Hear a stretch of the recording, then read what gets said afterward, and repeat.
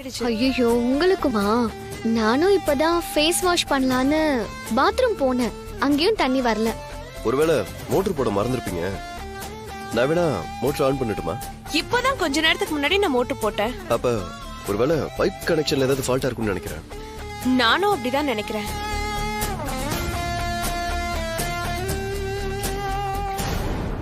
சண்மதி, நீ உடனே பிளம்பருக்கு ஃபோன் பண்ணி வர சொல்லு. பண்ணிடலாமே.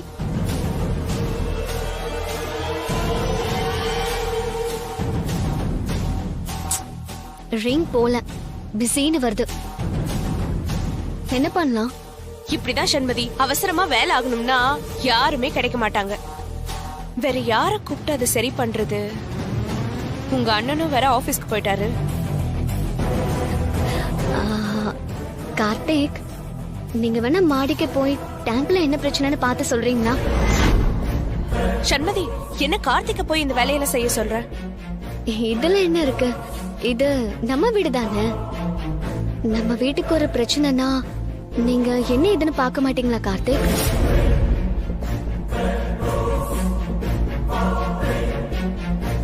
சரிங்க, பரவாயில்ல. நானே போய் என்னன்னு பாக்கிறேன். ஓ, டேங்க் கிளீன் பண்ணிட்டு வராரா? நீங்க விருந்து சாப்பாடெல்லாம் சாப்பிட்டு மறு வீட்டுக்கு வந்த இடத்துல ஜாலியா இருப்பீங்கன்னு பார்த்தா என்ன அத்தான் இது? அதெல்லாம் இப்ப எதுக்கு? முதல்ல நீங்க எதுக்கு இங்க வந்தீங்க? நாங்க எதுக்கு மாப்பிள்ள வர போறோம்? நீங்க ஏதோ இன்னும் 2-3 நாள் இங்க இருக்க போறீங்களாமே, அதான் சம்மந்தி அம்மா உங்களுக்கு மாத்து துணி கொடுத்து அனுப்புனாங்க. கோயிலுக்கு போற வழியில நாங்களும் வந்து கொடுத்துட்டு போலான்னு வந்தோம். ஏய், எடுத்து கொடு மாப்பிள்ள கிட்ட. இந்தாங்க.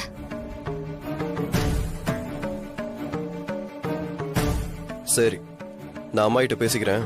நீங்க கிளம்புங்க. சரிங்க மாப்பிள்ள. இருங்க, சாப்பிட்டு போலாம்ல.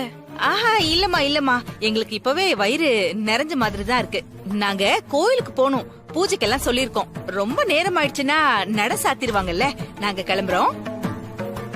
வரோம் சண்மதி. வரோங்க மாப்பிள்ள. வா ஆர்த்தி. வரேன். பாய்.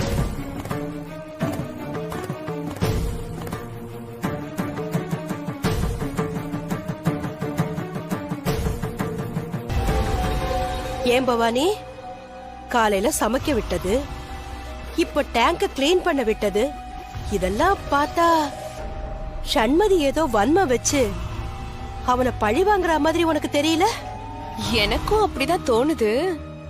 இருந்தாலும் அடுத்தடுத்து என்ன நடக்குதுன்னு பார்த்துட்டு ஒரு முடிவுக்கு வருவோம்.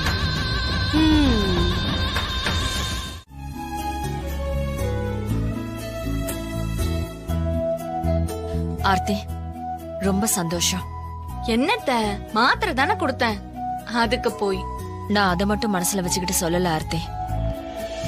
கொஞ்ச நாளா நான் உன்னை வாட்ச் பண்ணிட்டு தான் இருக்கேன். என் மேல நீ எடுத்துக்கிற அக்கறை, எனக்காக கோயில் கோயிலா போய் வேண்டிக்கிற பாசம், என் சாப்பாட்டு விஷயத்துல நீ எடுத்துக்கிற கவனம், இது எல்லாமே எனக்கு சந்தோஷமா இருக்கு. நான் உன்னை பல தடவை திட்டியிருக்கேன், கோவப்பட்டிருக்கேன். அதை எதையும் மனசுல வச்சுக்காம நீ நடந்துக்கிறது ரொம்ப பெருமையா இருக்க. மூத்த மருமக வானதி சண்மதிக்குன்னு பெரிய இடம் கொடுத்து பொண்ணை கண்டுக்காம விட்டுட்டேன்னு கூட எனக்கு தோணுதுமா. ஐயோ அத்தை, ஏன் இப்ப பெரிய வார்த்தைலாம் பேசுறீங்க? நீங்க என்ன திட்டினதே என்ன புத்திசாலியா ஆக்கணுங்கிறதுக்காக தானே. எனக்கு என்ன இதெல்லாம் தெரியாதா? நான் வேற வானதி வேறையா, இல்ல வானதி மாதிரியே இருக்கிற சண்மதி வேறையா? எனக்கு இந்த வீட்ல எந்த குறையும் கிடையாது. நான் ரொம்ப சந்தோஷமா இருக்கேன். ஓகே, ரொம்ப சந்தோஷமா. சண்மதி முழு மனசோட சீக்கிரமாவே நம்ம வீட்ல ஒரு ஆளாயிருவா. அதுக்கப்புறம் நீங்க தான் வீட்டையும் எங்களையும் பாத்துக்கணும். நீ பாத்துப்பேன்னு எனக்கு நம்பிக்கை இருக்கு. நான் வரேன். வாங்க போலாம்.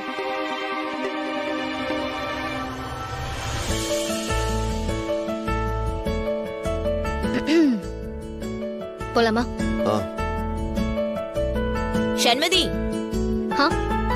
பெரியவங்க வீட்டுக்கு போறப்ப வெறும் கையோட போனா நல்லா இருக்காதுமா. நீ போறப்போ வழியில ஸ்வீட் பழம்லாம் வாங்கிட்டு போ. சரிம்மா. சரி சண்மதி, பார்த்து பத்திரமா போயிட்டு வாங்க. ஆ, சரிம்மா.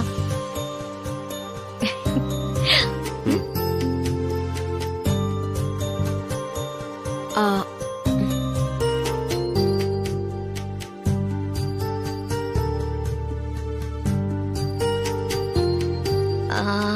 கார்த்திக், நான் என் போனை நம்ம ரூம்ல மறந்து வச்சுட்டு வந்துட்டேன். நீ போய் கொஞ்சம் அதை எடுத்துட்டு வரியா? என்ன யோசிக்கிற? ஒரு ஹெல்ப் தானே கேக்குறேன். செஞ்சா குறைஞ்சு போயிடுவேன் என்ன? போ, எடுத்துட்டு வாயேன். எடுத்துட்டு வா.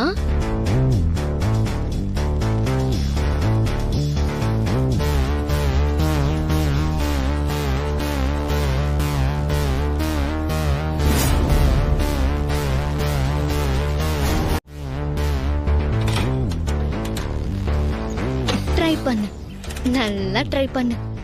நீ எவ்வளவு ட்ரை பண்ணாலும் வண்டி ஸ்டார்ட் ஆகாது.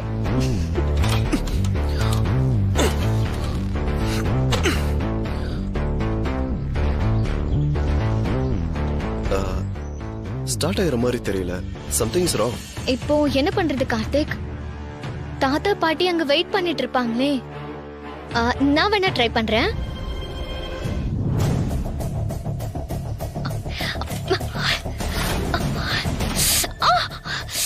ஷூ. என்னாச்சு? இல்ல, பின்னாடி இடிச்சுச்சு.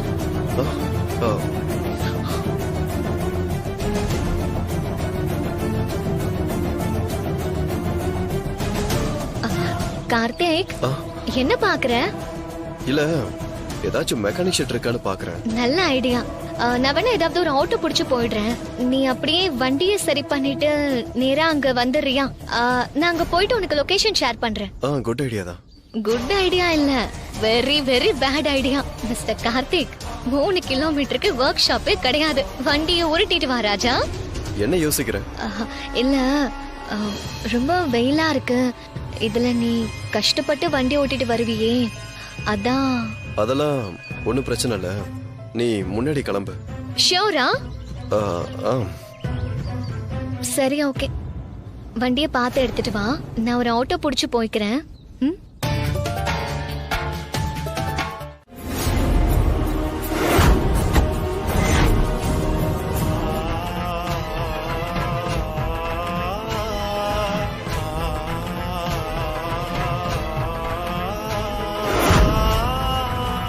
என்னாச்சு கார்த்திக்?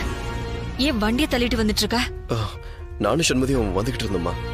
திடீர்னு வண்டி ஸ்டாப் ஆயிடுச்சு. சண்மதி எங்க? அவளை ஆட்டோல ஏத்தி அனுப்பிட்டேன். பக்கத்துல மெக்கானிக் ஷாப்ல வண்டியை சரி பண்ணிட்டு எடுத்துட்டு வர சொன்னா.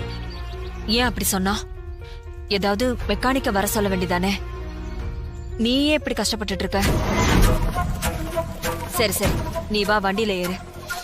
வேற யாரையாவது அனுப்பி அந்த வண்டியை எடுத்துக்கலாம். இல்லம்மா, பரவாயில்ல. வண்டியில ஏதோ பெரிய பிரச்சனை இருக்கும் போல. பக்கத்துல ஏதாவது மெக்கானிக் ஷாப் இருந்தா நான் சரி பண்ணி எடுத்துட்டு போறேம்மா. எல்லாரும் எனக்காக வெயிட் பண்ணிட்டு இருப்பாங்கம்மா. நீங்க கிளம்புங்கம்மா. I take care. No issues.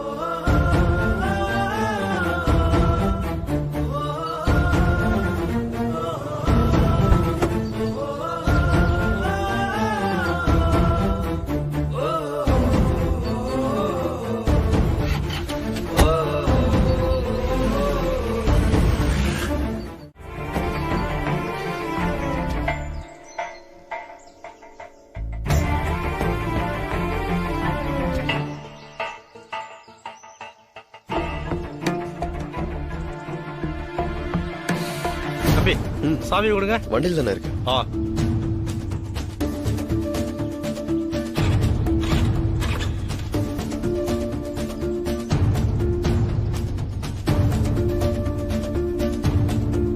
வண்டியில பெட்ரோல்லாம் இருக்கு.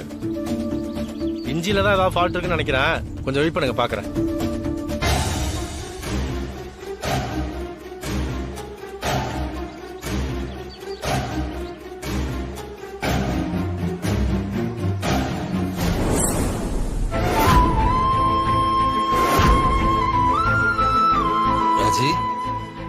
என்னமாச்சு? ஸ்கூட்டி ரிப்பேர்னு மெக்கானிக் ஷாப்பை தேடி போயிட்டு இருக்கான். சண்மதி அவனை விட்டுட்டு ஆட்டோல போயிட்டா. அவ எப்படி போனா? என்ன வெயில்! எனக்கு என்னமோ வேணும்னே அவ போன மாதிரி தோணுது. அப்படியே சொல்ற? அப்படிதாங்க என் மனசு சொல்லுது. மனசுக்கு ரொம்ப கஷ்டமா இருக்கு. ராஜி, நீ வருத்தப்படாதம்மா. இதையே நினைச்சு குழப்பிட்டு இருக்காத. இப்பதான் உன்னுடைய கண்டிஷன் இம்ப்ரூவ் ஆயிருக்கு. சர்ஜரி வேற பண்ணும். ராஜி, எல்லாம் சரியாயிடும். தேவையில்லாம் மனசை போட்டு குழப்பிட்டு இருக்காது.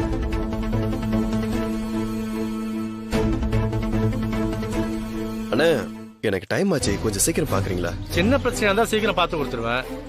ஆனா பெட்ரோல் டேங்க்ல நிறைய மண் இருக்கு. என்னது, மண்ணா? ஆமா தம்பி, மொத்தமா கிளீன் பண்ணோம். கொஞ்சம் டைம் ஆகும். நீங்க கொஞ்ச நேரம் வெயிட் பண்ணுங்க.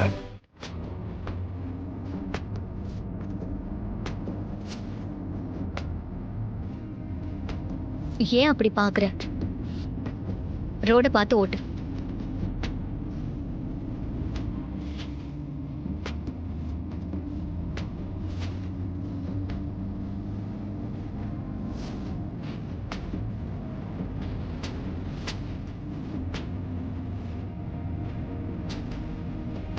கொஞ்சம் சாங்க நிறுத்துறியா?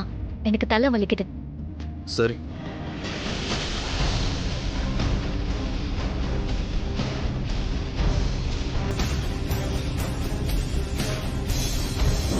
முடிஞ்ச அளவுக்கு உன் வீட்ல இருந்தும் சரி, உன் லைஃப்ல இருந்தும் சரி, என்ன வெளியே அனுப்ப பாரு.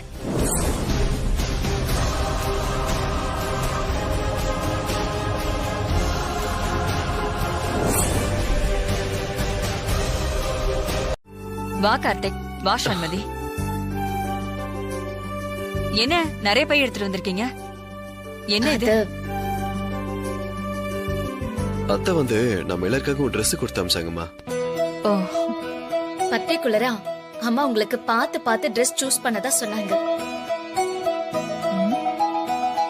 சரி சரி, எல்லாத்தையும் கொண்டு போய் பூஜை ரூம்ல வைங்க. நாளைக்கு நல்ல நாள், சாமி கும்பிட்டு எல்லாருக்கும் கொடுக்கலாம். சரிம்மா.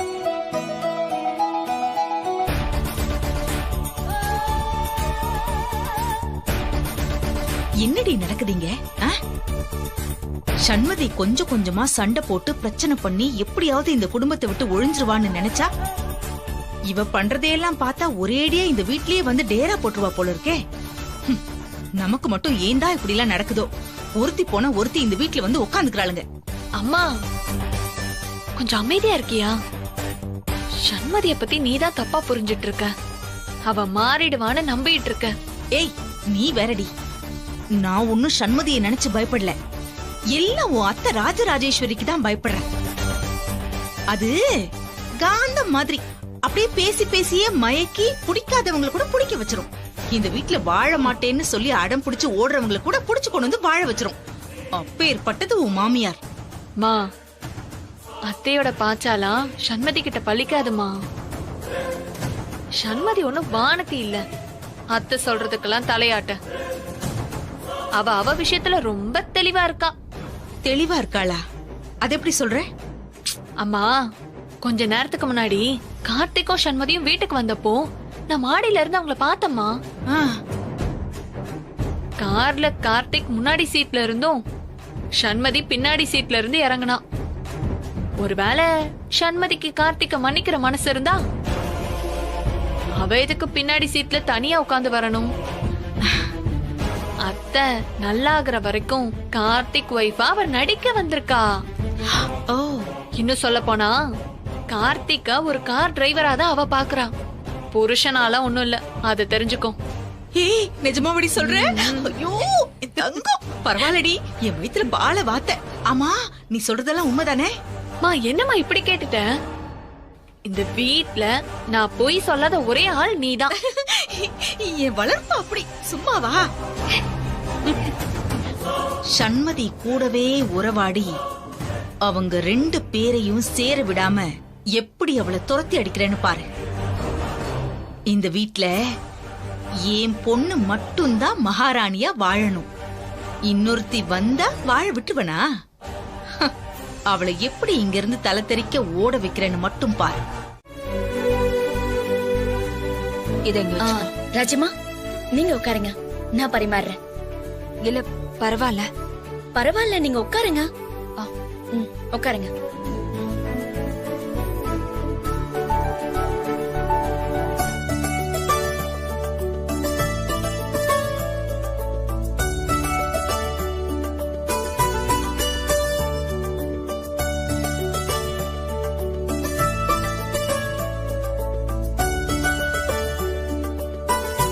சாப்பாடு ரொம்ப அருமையா இருக்குமா.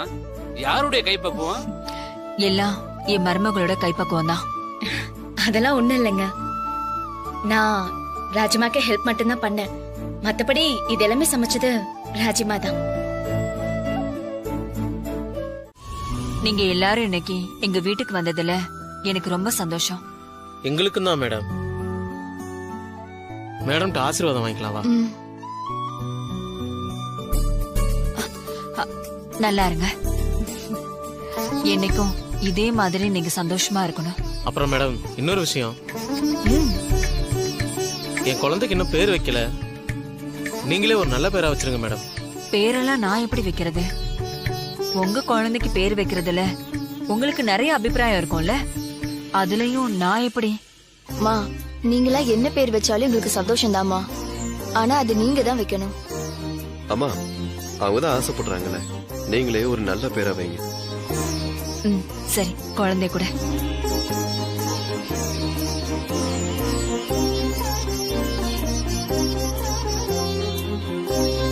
குணத்திலையும் பாசத்திலையும் யாராலையும் மிஞ்ச முடியாத அளவுக்கு ஒரு பேரை நான் உனக்கு வைக்கிறேன்.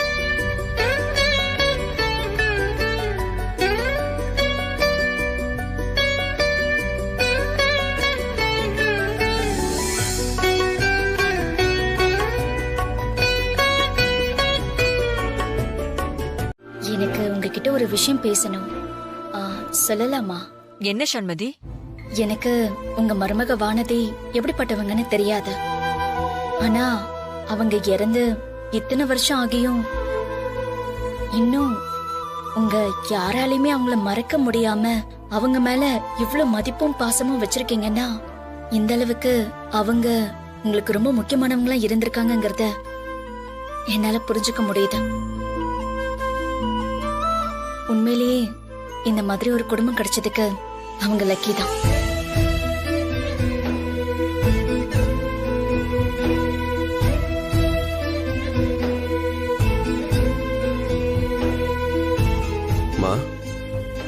சண்மதி எப்படிலாம் பேசிட்டு போறான்னு என்னால நம்பவே முடியலமா. எல்லாத்தையும் புரிஞ்சுக்கிறதுக்கு அவளுக்கு ஒரு அவகாசம் தேவைப்படும்ல. இந்த வீட்டுக்கு வந்ததுல இருந்து எவ்வளவு மாறி இருக்காளோ, இன்னமும் நம்மள புரிஞ்சுக்கிட்டு அவ நமக்கு ஏத்த மாதிரி மாறுவாங்கிற நம்பிக்கை இருக்கு. எல்லாம் நல்லபடியா நடக்கும்.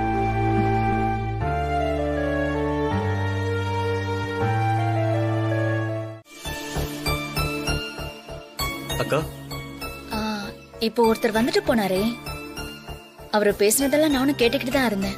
பாவம்க்கா, அவரு யாரோ பண்ண தப்புக்காக இவரு மாட்டிக்கிட்டு முழிக்கிறாரு. 4-5 மேனேஜ்மெண்ட் வச்சு ஹோட்டல் நடத்த வசதி இருந்தோம். அவருக்கு நம்பிக்கையா இருக்கிற ஆளுங்களே அவர் எப்படி ஏமாத்திருக்காங்க தெரியுமாக்கா? ராஜா, அவரு ஏமாறல. ஏதேதோ கதை சொல்லி உன்னதான் ஏமாத்த பாக்குறாரு. என்ன சொல்றீங்க? நீங்க நம்புற அளவுக்கு வந்தால் ஒன்னும் அவ்வளவு நல்லவரெல்லாம் கிடையாது. எனக்கு அந்த ஆளு முன்னாடியே தெரியும். ஏற்கனவே இந்த மாதிரி ஒரு பிரச்சனையில தான் அவரோட இன்னும் 2 பிரான்ச்சஸையும் சீல் வச்சிருக்காங்க. முதல்ல இந்த கேஸ் எங்களுடைய ஆபீஸ்க்கு தான் வந்துச்சு. நாங்களும் முதல்ல இதுல ஆஜராகலாம் தான் இருந்தோம்.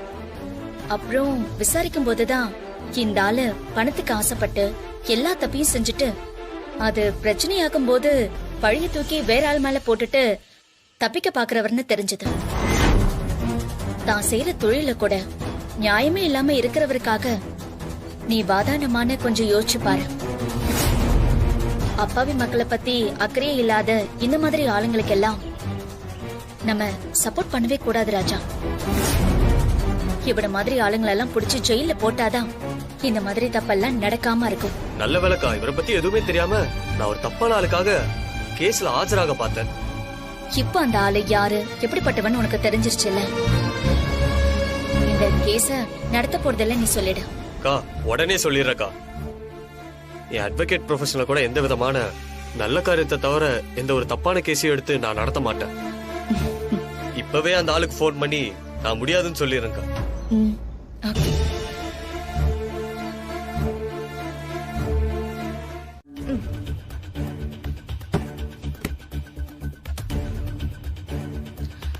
ஏண்டி, இவருக்காகத்தான் இவ்வளவு நேரம் காத்துக்கிட்டு இருந்தேன்னு சொல்லிட்டு போறாளே, அப்படி இவர் யாரா இருக்கும்?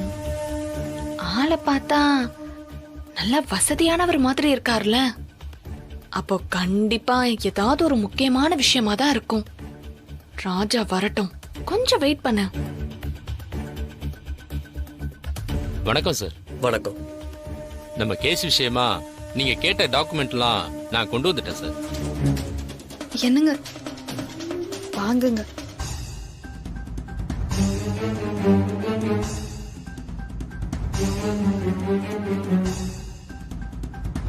எனக்கான நியாயத்தை நீங்க வாங்கி தருவீங்கன்னு உங்களை தான் சார் நான் முழுசா நம்பி வந்திருக்கேன். நீங்க தான் சார் எப்படியாவது இந்த கேஸை ஜெயிச்சு கொடுக்கணும். அதெல்லாம் ஒண்ணு கவலைப்படாதீங்க சார். என் ஹஸ்பண்ட் கண்டிப்பா உங்களை அந்த பிரச்சனையில இருந்து காப்பாத்திருவாரு. அவர் நேத்துல இருந்தே இத பத்தி. ஸ்வேதா, சாரி சார், என்னால இந்த கேஸை எடுக்க முடியாது.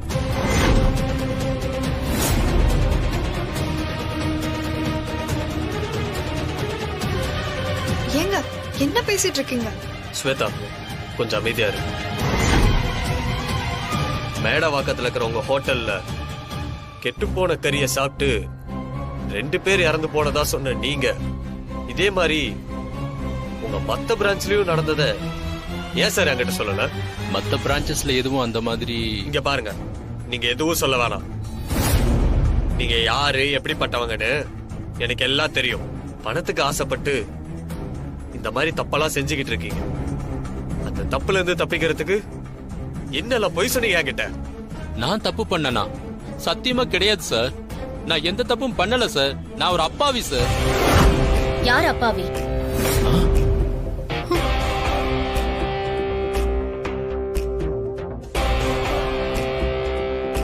நீங்களா சார் அப்பாவி? நீங்க யாருன்னு இங்க இருக்கிற மத்தவங்களுக்கு வேணா தெரியாம இருக்கலாம், ஆனா எனக்கு உங்களை பத்தி நல்லாவே தெரியும்.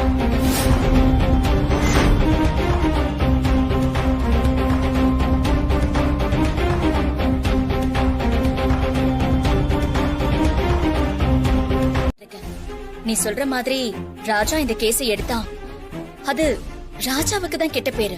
அதுவும் இல்லாம இந்த மாதிரி ஆளுங்களுக்கெல்லாம் நாம சப்போர்ட் பண்ணி வாதாடுறதெல்லாம் பெரிய பாவம். நீ முதல்ல இந்த செக்கை திருப்பி கொடுத்துரு. முடியாது. அவர் இந்த கேஸ் எடுத்து வாதாடணும்னு நான் நினைக்கிறேன். என்னால இதை திருப்பி கொடுக்க முடியாது. ஸ்வேதா,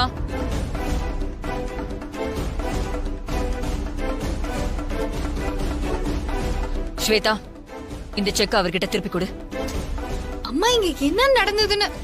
அந்த செக்க அவர்கிட்ட திருப்பி கொடுன்னு சொன்னேன். அம்மா, அது வந்து அவர் யாரா வேணாலும் இருக்கட்டும், அத பத்தி எனக்கு கவலை இல்ல. ஆனா இந்த கேஸை எடுத்துக்க வேண்டான்னு சண்மதி சொல்றாள், அவ சொல்ற மாதிரி இந்த செக்க அவர்கிட்ட திருப்பி கொடுத்துரு. அம்மா, அவர் என்ன சொல்ல? ஸ்வேதா, எனக்கு எந்த விளக்கமும் தேவையில்லை. சண்மதி ஒரு விஷயம் தப்பு, அது செய்ய வேண்டான்னு சொன்னா அதுல 1000 காரணம் இருக்கு. அவ இவ்வளவு தூரம் சொல்லியும் அவளை நீ எதிர்த்து பேசிட்டு இருக்கிறது எனக்கு சுத்தமா பிடிக்கல. என்னை பொறுத்த வரைக்கும் இந்த வீட்ல சண்மதி பேச்சுக்கு மறு பேச்சு இருக்க கூடாது. அத கொடு.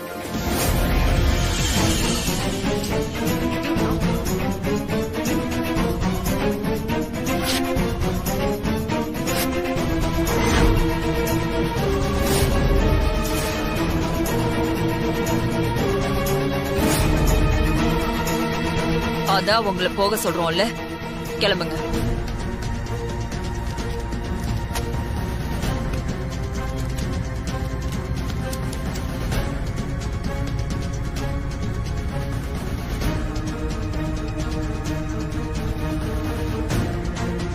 சண்மதி, நீ உள்ள போ.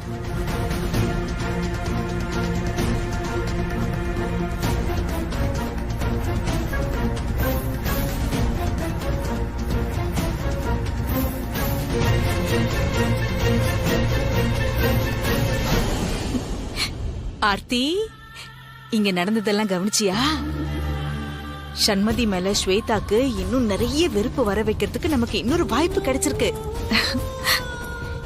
ஏற்கனவே அதுங்க ரெண்டும் நல்லா முட்டிக்கிட்டு தான் இருக்கு. கொஞ்சமா தானே எரிஞ்சுக்கிட்டு இருக்கு. அதை நம்ம நல்லா ஊதி ஊதி பெருசா எரிய வைப்போம்.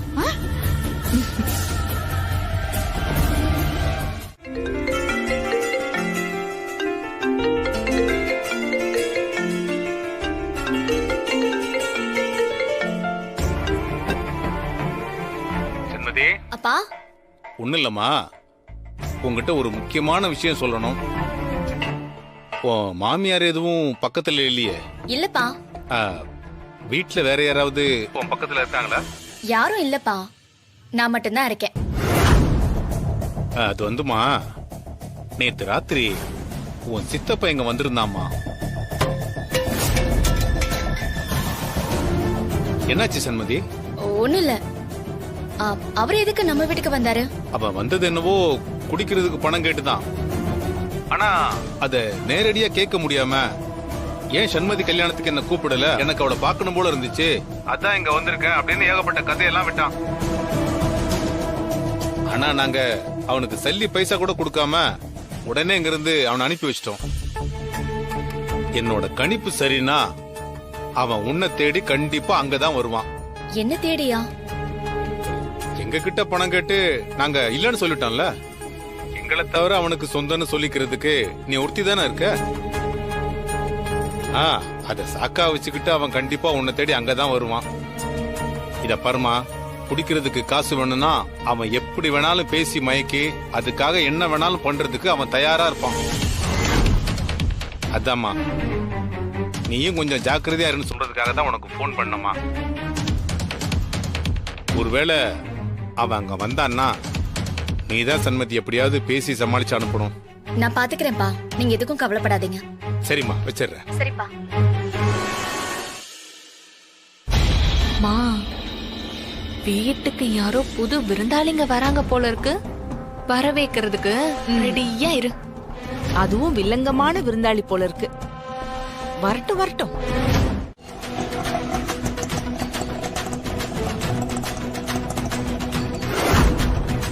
அடேங்கப்பா, எவ்வளவு பெரிய வீடு.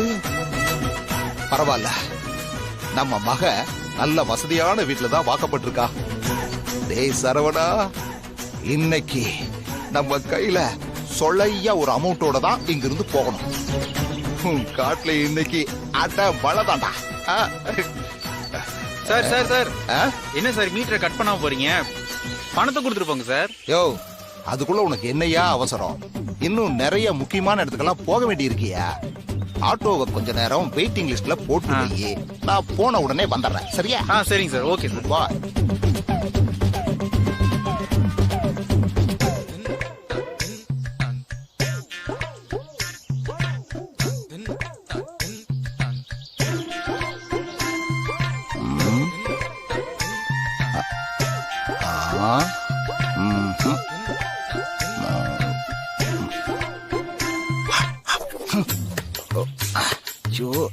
நேத்து அடிச்ச சரக்கு இன்னைக்கு காலையில வரைக்கும் குப்புன்னு தூக்குதே.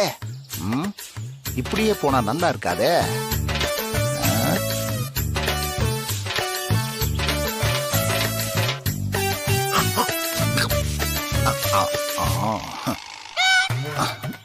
அப்பனே முருகா.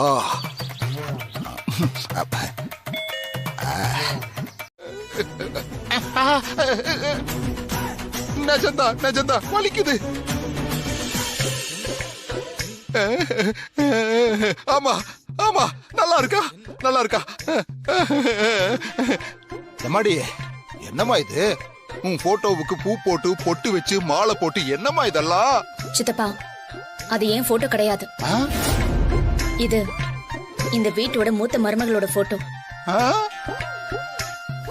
என்னது, மூத்த மருமகளோட போட்டோவா? என்னம்மா இது? இந்த புள்ளையும் பாக்குறதுக்கு ஒன்ன மாதிரியே இருக்குது. ஆமா, நானும் அவங்களும் பார்க்க ஒரே மாதிரி தான் இருப்போம். சரி, அதை விடுங்க. நீங்க எப்படி இருக்கீங்க? என்ன திடீர்னு இவ்வளவு தூரம்? எல்லாம் உன்ன பாக்குறதுக்கு தான்மா. தெரிஞ்சோ தெரியாமையோ நம்ம ஊர் பஞ்சாயத்துல சொத்துக்காக உங்க எல்லாரையும் நான் அவமானப்படுத்திட்டேன். அதுக்கு பரிகாரமா தான் தினமும் ஒவ்வொரு கோயிலா ஏறி இறங்கி அந்த பாவத்தை கழிச்சுக்கிட்டு இருக்கம்மா. நேத்து கூட உங்க அப்பாவை பார்க்க போனேன். ஆனா பழைய கோபத்துல அவர்கிட்ட சரியா முகம் கொடுத்து கூட பேசல. இத்தனை வருஷம் கழிச்சு உங்க வீடு தேடி வந்திருக்கிற, ஆனா கொஞ்சம் கூட மதிக்காம வெளியே போன்னு சொல்லிட்டாரு. நான் அதையெல்லாம் தாங்கிட்டு இருக்கிறேன்னா எதுக்காக? உனக்காகத்தான். நீ கல்யாணத்துக்கு அப்புறமா மாமியார் வீட்டுல இருக்கிற விஷயமே நேத்து அண்ணி சொல்லிதான் எனக்கு தெரியும். அதான் காலங்காத்தாலேயே உன்னை பாக்குறதுக்காக கிளம்பி வந்துட்டம்மா. நீ நல்லா இருக்கிறீல்ல சாமி? நான் நல்லா இருக்கேன் சித்தப்பா. ஆமா, மாப்பிள்ளை எங்கம்மா? அவரு ஆபீஸ் போயிருக்காரு. அப்படியா? அவங்கெல்லாம் பெரிய இடத்து ஆளுங்க, இப்படித்தான் பிஸியா இருப்பாங்க. பரவாயில்ல பரவாயில்ல, இருக்கட்டும் இருக்கட்டுமா.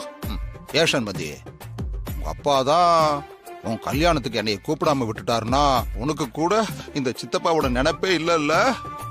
நீயாவது எனக்கு ஒரு போன் போட்டு சித்தப்பா வாங்க சித்தப்பான்னு கூப்பிட்டு இருந்தேன்னா நான் ஓடோடி வந்திருக்க மாட்டேனா? சித்தப்பா, நடந்து முடிஞ்சதை பத்தி பேசி இப்ப எந்த பிரயோஜனமும் இல்ல. அதை விடுங்க. நீங்க முதல்ல சாப்பிட வாங்க. ஐயோ, சூரிய உதயத்திலிருந்து சூரிய அஸ்தமனம் ஆகிற வரைக்கும் நான் எதுவுமே சாப்பிட மாட்டேமா. இப்ப நான் விரதத்துல இருக்கிறேன். விரதமா? எதுக்கு விரதம்? இன்னும் 10 நாள்ல நான் சபரிமலைக்கு மாலை போட்டு போக போறேம்மா. அதனாலதான் மாலை போடலைன்னா கூட இப்ப மனசளவுல ஐயப்ப பக்தனா கடுமையான விரதத்தை ஃபாலோ பண்ணிக்கிட்டு இருக்கிறேன். நல்லது சித்தப்பா. கோயில் கோயிலா போறது புண்ணியம் தானே. நல்லபடியா போயிட்டு வாங்க. என்னம்மா இப்படி பொசுக்குன்னு வெறும் வாய் வார்த்தையில போயிட்டு வான்னு சொல்லிட்ட? நான் இந்த மாதிரி ஒரு இடத்துக்கு போறேன்னு சொன்னா அங்க போறதுக்கு எவ்வளவு செலவாகும், கையில எவ்வளவு பணம் எடுத்துட்டு போகணும், இத பத்தியெல்லாம் நீ சொல்லுங்க ஏகாம்பரம். அம்மா, எனக்கு கொடுத்திருந்த திருவான்மியூர் மணப்பாக்கம் ப்ராஜெக்ட கேன்சல் பண்ணிருக்கீங்களேம்மா. ஏமா? ஏன்னு உங்களுக்கு தெரியாதா? நீங்க தெரிஞ்சு வந்திருக்கீங்களா, தெரியாம வந்திருக்கீங்களா? தப்பு நடந்துருச்சுமா, தெரியாம நடந்துருச்சு. ஒரு தடவை தான் தப்பு தெரியாம நடக்கும். ஆனா நீங்க ஒரே தப்ப திரும்ப திரும்ப செஞ்சுட்டு இருக்கீங்க. என்ன பத்தி என்ன நினைச்சிட்டு இருக்கீங்க? உங்களை நம்பிதானே கான்ட்ராக்ட கொடுத்தோம். எனக்கு உடம்பு சரியில்லாம நான் ஹாஸ்பிட்டல்ல இருந்தப்போ சிமெண்ட், ஜல்லி, மணல் எல்லாத்தையும் லோ குவாலிட்டியா யூஸ் பண்ணிருக்கீங்க. குவாலிட்டி கண்ட்ரோல்ல இருந்து வந்து செக் பண்ணி பார்த்துட்டு என்ன கேள்வி கேக்குறாங்க. எத்தனை வருஷமா நான் இந்த கம்பெனி நடத்திட்டு இருக்கேன்னு உங்களுக்கு தெரியுமா? எவ்வளவு பேரோட புகழோட இருக்கும்னு தெரியுமா? இப்படி அழுப்பத்தனமா சிமெண்ட்ல குவாலிட்டி சரியில்லை, மணல்ல குவாலிட்டி சரியில்லைன்னு எங்களை கேள்வி கேட்கிற அளவுக்கு கொண்டு வந்து விட்டுட்டீங்கல்ல. தப்பு, பெரிய தப்பு. அதனாலதான் உங்க கான்ட்ராக்ட நான் கேன்சல் பண்ணேன். உங்களை மாதிரி ஆளுங்களோட எந்த உறவும் எங்க கம்பெனிக்கு வேண்டாம். நீங்க கிளம்பலாம். அம்மா, திடீர்னு என் கான்ட்ராக்ட கேன்சல் பண்ணீங்கன்னா நான் எங்கம்மா போவேன்? அத நீங்க தப்பு பண்றதுக்கு முன்னாடி யோசிச்சிருக்கணும். பசங்க ஏதோ தெரியாம பண்ணிட்டாங்கம்மா. தப்ப நீங்க பண்ணிட்டு பழிய மத்தவங்க மேல போடாதீங்க. உங்களை நம்பிதான் பொறுப்பை கொடுத்திருக்கேன். அதுல தப்பு நடந்தா நீங்க தான் பொறுப்பு. நீங்க மட்டும்தான் பொறுப்பு. தயவு செஞ்சு நீங்க இங்க இருந்து கிளம்புங்க. அம்மா, இந்த ஒரு தடவை என்ன மன்னிச்சிருங்கம்மா. இனி தப்பு நடக்காதுமா. இப்ப நடந்தது பெரிய தப்பு. இனிமே என்ன நடக்கணும்? ஒரு தடவை பேர் கெட்டு போச்சுன்னா அதை மறுபடியும் சரி செய்ய நிறைய நாள் ஆகும். நீங்க தான் பெரிய மனசு பண்ணி எனக்கு ஹெல்ப் பண்ணுமா. நான் ஒரு சாதாரண கொத்தனார தான் இந்த கம்பெனிக்கு வந்தேன். நான் இன்னைக்கு இந்த நிலைமையில இருக்கேன்னா அதுக்கு நீங்க தாமா காரணம். பரவாயில்லையே, பழசையெல்லாம் ஞாபகம் வச்சிருக்கீங்க. எனக்கு துரோகம் பண்ணும்போது இதையே மறந்து போச்சு. வாழ்க்கையில நான் எதை வேணாலும் மறப்பேன். நம்பிக்கை துரோகத்தை மட்டும் நான் மன்னிக்கவே மாட்டேன். நீங்க கிளம்பலாம். மேடம், நான் மட்டும்தான் நம்பிக்கை துரோகம் பண்ணனா? நீங்க நம்பிக்கை துரோகம் பண்ணலையா? நீங்க பண்ண நம்பிக்கை துரோகத்தை பத்தி எல்லாரும் பேசிக்கிட்டு இருக்காங்க.